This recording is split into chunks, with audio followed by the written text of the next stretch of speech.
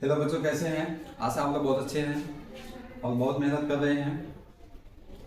आज एक क्वेश्चन है उत्तर प्रदेश पीजीटी 2009 की, जो क्लास 11 एटॉमिक स्ट्रक्चर और हेडिंग है हमारा क्वांटम नंबर। तो इस तरह से है क्वेश्चन। तो देखने में एक लाइन का भी नहीं है, वन सेंटेंस में है, लेकिन इसको फाइंड करने में आसान भी है और टफ भी है। ये थोड़ा कंफ्यूजन, इस टाइप के जो क्वेश्चन होते हैं बहुत कंफ्यूजन में होते हैं। हमें थोड़ी सी बारीकी के खातिर हमारी मिस्टेक हो जाती है। हम सही लगाते हैं, वो जल्दी मैं कैच नहीं कर पाता हूँ। तो आइए इसकी एक वर्ड के आधार पर इस क्वेश्चन को सॉल्व किया जाएगा, क्योंकि ये क्वेश्चन है पीजीटी 2009 की। तो और आप लोग जो है चैनल को लाइक कीजिए, सब्सक्राइब कीजिए और शेयर कीजिए। कहीं डाउट है तो वहाँ पे कमेंट बॉक्स में जरूर लिखिए। तो आइए आज हम क्वेश्चन पढ़ते हैं। तो एक बार आप लोग चैनल को लाइक सब्सक्राइब कर दीजिए, ताकि इसके आगे का इस बेस पर नोटिफिकेशन आप लोगों को मिलती रहे, और कहीं कोई डाउट हो किसी क्वेश्चन में तो वो दूसरे वीडियो से आप लोगों का हेल्प हो जाए। तो आइए, हमारा है क्वांटम नंबर्स। देखिए क्लियर हो गया क्वांटम नंबर्स। तो जब ये क्वेश्चन दिया था हमारे दिमाग में होना चाहिए भाई क्वांटम नंबर क्या होता है। क्वांटम नंबर 4 प्रकार के होते हैं। Physical quantum number, algebraic quantum number, magnetic quantum number और स्पिन क्वांटम नंबर। इसके लिए क्या होना, फाइंड करने के लिए क्या होना चाहिए, मुझे इलेक्ट्रॉनिक कॉन्फ़िगरेशन लिखना पड़ेगा। किसकी लिखनी पड़ेगी? जो दिया है उसका लिखना पड़ेगा। आइए देखते हैं quantum numbers for 12 electrons in aluminium. मतलब एल्युमिनियम में जो 12वां इलेक्ट्रॉन है, वैसे एल्युमिनियम का तो में 13 इलेक्ट्रॉन्स होते हैं मैक्सिमम, लेकिन उस 13वां के पहले जो 12वां इलेक्ट्रॉन है उसकी 4 क्वांटम नंबर लिखनी है। अब देखिए क्लियर हो गया। हमको करना क्या है, 12वें इलेक्ट्रॉन किसकी? एल्युमिनियम की। तो हम क्या करेंगे, सबसे पहले एल्युमिनियम की क्वांटम इलेक्ट्रॉनिक कॉन्फ़िगरेशन 2 8 3, ये हो गया। ये तो सेल का हो गया, ये हमारा सेल का हो गया। फिर इसके बाद क्या लिखते हैं, 1s2 2s2 2p6 3s2 3p1। इसको ऐड करिए, 2 2 4 4 6 10 2 12 1 13, ये हो गया। अच्छा, अब 12वां इलेक्ट्रॉन कहाँ आता है? 12वां इलेक्ट्रॉन हमारा यहाँ आता है।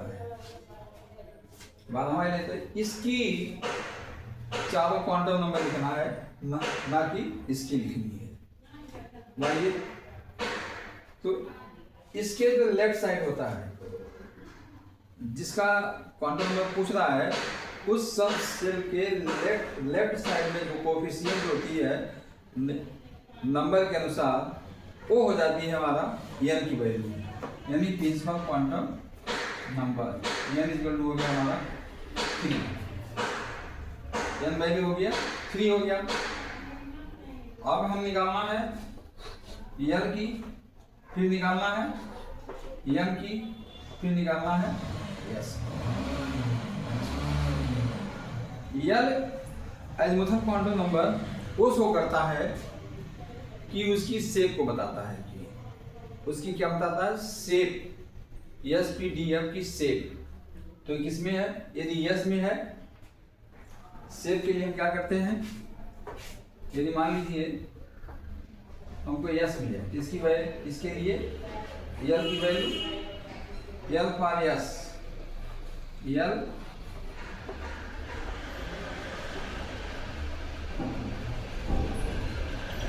फॉर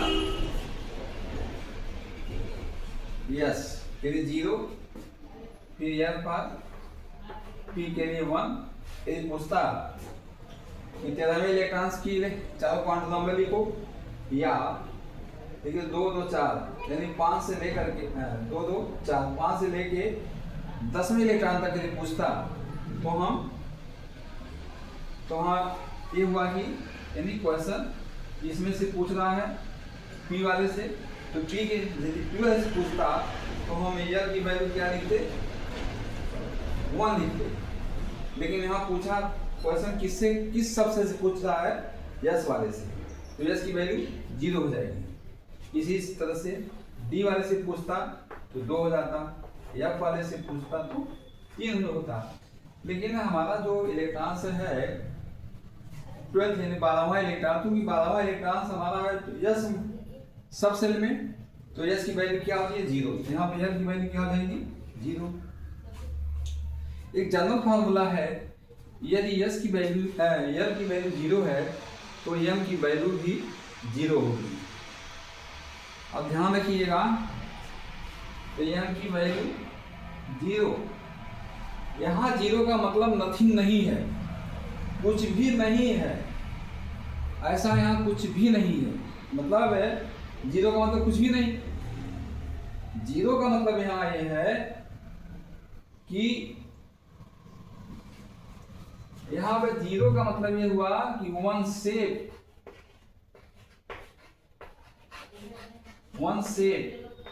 या one orbital, one shape of yes सब यस ऑर्बिटल। यहाँ 0 का मतलब ये हुआ 0 नहीं कि चूंकि यस की एक्स वाई जेड में ऐसा कोई नहीं बनता है, तो इसलिए हम इसको 0 मान लेते हैं, मतलब 0 शेप यानी स्फेरिकल शेप। तो इसलिए जब यल की वैल्यू यस है तो एम की वैल्यू भी यस होगी।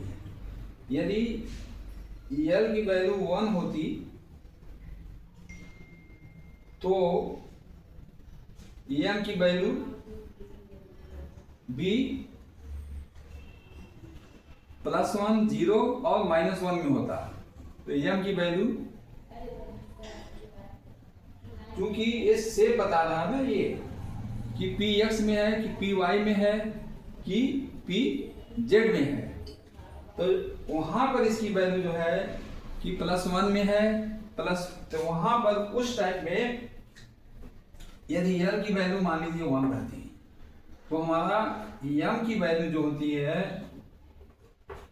+1 0 -1 कोई एक होती है, चाहे 0 होती है वहां, चाहे +1 होती है, चाहे माइनस से होती है, इसमें से कोई एक होती है। इस तरह से तो कभी कभी हम कंफ्यूजन में पड़ जाते हैं और डायरेक्ट लिख देते हैं कि जब एल की वैल्यू 0 तो एम की वैल्यू 0, जब एल की वैल्यू 0 तो एम की वैल्यू 0। यहाँ 0 का मतलब 0 से नहीं है, यस ऑर्बिटल से है, उस ऑर्बिटल से है। ऑर्बिटल किस टाइप का है? यदि यस का है तो स्फेरिकल टाइप का है, और यदि पी का है तो पी एक्स है कि पी वाई है कि पी जेड का है। इसको हम रिप्रेजेंट करते हैं पी एक्स को, इसको पी वाई से, इसको पी जेड से। तो इसके +0 माइनस को देख के हम पता लगा सकते हैं कि ये जो है उस हमारा वो इलेक्ट्रॉन किसमें है। अब देखिए, अब यहाँ कंफ्यूजन हमारा होता है कि एम इक्वल टू 0। यदि हम आपको समझा रहे हैं तो आपका मतलब ये हुआ कि एम इक्वल टू 0 हो गया। 0 नहीं है, ये स्फेरिकल है, ये स्फेयर है, ये स्फेयर है, 0 नहीं है, ये स्फेयर है। ठीक, ये हो गया। तो अब आइए उसके बाद हम नेक्स्ट इसके आगे पढ़ते हैं। इसके आगे है मेरा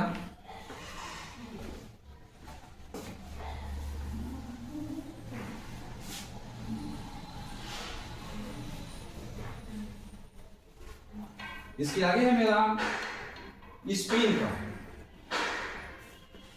Pauli upwards, starting Pauli upwards, the maximum 2 electrons is fill in any subshell. कहना है कि मैंने, लेकिन यहाँ तो हमारा 6 इलेक्ट्रॉन मैंने इसे भरा हूँ, यहाँ तो मैंने 6 इलेक्ट्रॉन भरा हूँ।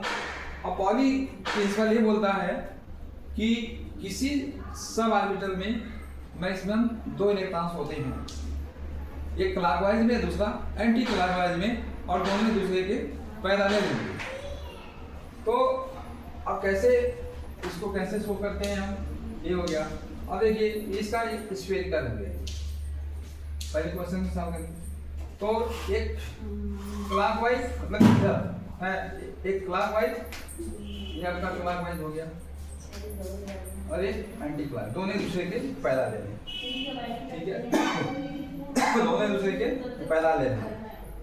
अच्छा, इस तरह से भाग गया। तो जो इलेक्ट्रॉन जब पहली भरी जाती है किसी सेल में, उसको हम प्लस हाफ लेते हैं, और जब इलेक्ट्रॉन दूसरे दोबारा भरी जाती है उसको हम माइनस हाफ लेते हैं, क्योंकि 12वां इलेक्ट्रॉन से यदि 11वां इलेक्ट्रॉन होता, 11वां इलेक्ट्रॉन, तो यहाँ पे इसको भरते हैं, क्योंकि मुझे जो है 12वां इलेक्ट्रॉन है बस, इसलिए हम माइनस हाफ लिखेंगे। यहाँ हो गया हमारा माइनस हाफ। ये हमारा हो गया आंसर, इस क्वेश्चन की आंसर। लेकिन अगर मुझे बोल देता कि यहाँ पर जैसे मान लीजिए 2 2 4 छठवां या 7वां इलेक्ट्रॉन्स की चारों क्वांटम नंबर लिखो, तब क्या करते हैं हम? तो 6वें इलेक्ट्रॉन चारों क्वांटम नंबर के लिए यहाँ पर जो आपका 0 है, मान लीजिए यहाँ पर हम 6वें इलेक्ट्रॉन के लिखे 2 2 4, तो किस में आएगा? px में 5वां और py में क्या हो जाता है? 6वां, ठीक है, मतलब py में 6वां इलेक्ट्रॉन हो जाता। अच्छा, जब py में 6वां इलेक्ट्रॉन हो जाता तो यहाँ पे क्या आता है? यहाँ पे आता आपका 0। यदि पूछता है 7वां इलेक्ट्रॉन लिखो, 7वें इलेक्ट्रॉन की m की वैल्यू क्या होगी? तो यहाँ पर m की वैल्यू हो जाती है -1। यदि पूछता नहीं 5वें का लिखो, 5वें को हो जाती +1। इस तरह से हम सब सॉल्व करते हैं, लेकिन यहाँ पर फेल हो जाते हैं, और जब यहाँ पे फेल हो गए तो यहाँ भी फेल हो जाते हैं। इसलिए इसको डीपली पढ़ लीजिए। कहीं डाउट है, कंफ्यूजन है, कोई भी बात है तो कमेंट बॉक्स में लिखिए, और चैनल को, वीडियो को लाइक कीजिए, सब्सक्राइब कीजिए, शेयर कीजिए। आशा है आप लोगों को ये वीडियो पसंद आई होगी, आप लोग ध्यान से समझे होंगे। तो चैनल को लाइक सब्सक्राइब कर दीजिए। Thank you.